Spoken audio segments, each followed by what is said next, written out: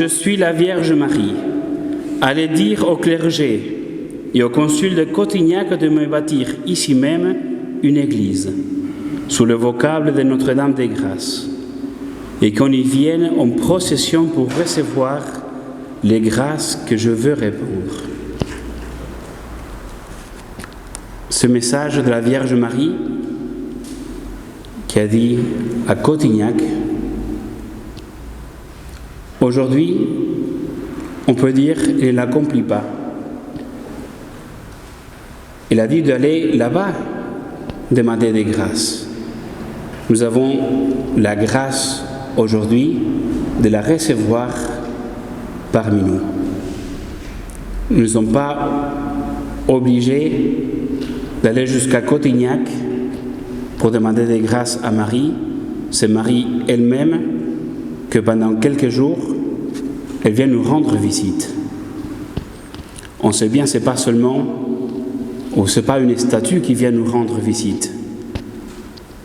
En recevant aujourd'hui cette représentation de Notre-Dame des Grâces, devant laquelle tellement de pèlerins ont prié à Cotignac, nous nous rappelons qu'aujourd'hui, Marie continue à être pour nous, pour notre vie personnelle, notre vie familiale, pour notre vie professionnelle, pour la vie de notre pays.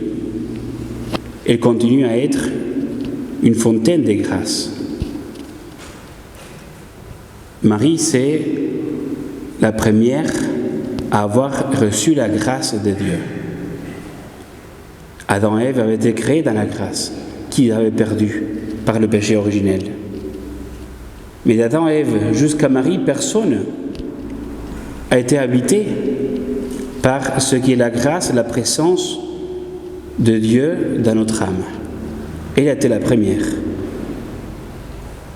Et pas seulement un peu de cette présence de Dieu, mais remplie de la grâce de Dieu. Comblée de grâce, va la saluer l'ange Gabriel. Comblée de Dieu.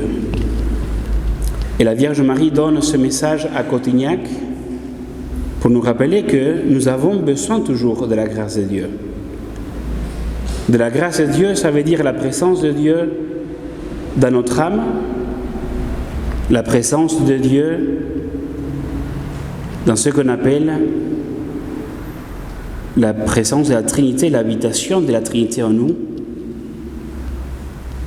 mais aussi ces grâces que constamment, au quotidien, on a besoin pour que nous avons encore un chemin à faire sur la terre. Nous avons besoin du secours de Dieu. Ce qu'on a appris un jour au catéchisme que s'appelle les grâces actuelles. On a besoin de ces grâces pour notre vie de famille.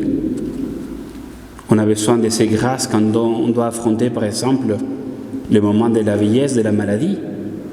On a besoin de ces grâces au sacrement du mariage.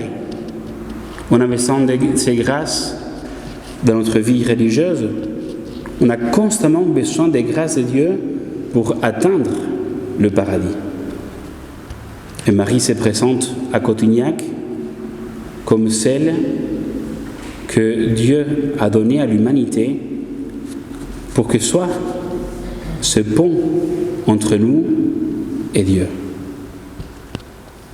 En demandant ces grâces, des grâces à Marie, elle demande à son Fils et le présente pour que son Fils, l'auteur de la grâce, il les déverse sur nous par son intercession. Aujourd'hui, nous célébrons la mémoire de Padre Pio.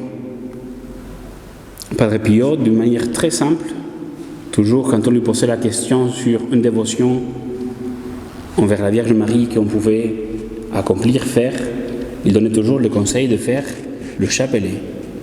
Et constamment le chapelet. Et même si on peut faire plusieurs fois par jour un chapelet, tant mieux. Car le chapelet, c'est cette prière qui nous rappelle ce lien, cette chaîne qui nous attache à Marie. Donc c'est un chapelet que nous allons maintenant, pour accueillir Marie, lui offrir cette couronne de roses que nous allons, par notre prière ce soir, accueillir Notre-Dame des Grâces. Chacun de nous a dans son cœur des grâces à demander. Donc nous allons commencer par quelques instants de silence pour avoir bien devant nous tout ce que nous devons, tout ce que nous voulons demander aujourd'hui, ce soir, à la Vierge Marie. Et ensuite, nous allons méditer le chapelet avec des prières de Padre Pio. Au nom du Père et du Fils et du Saint-Esprit. Amen.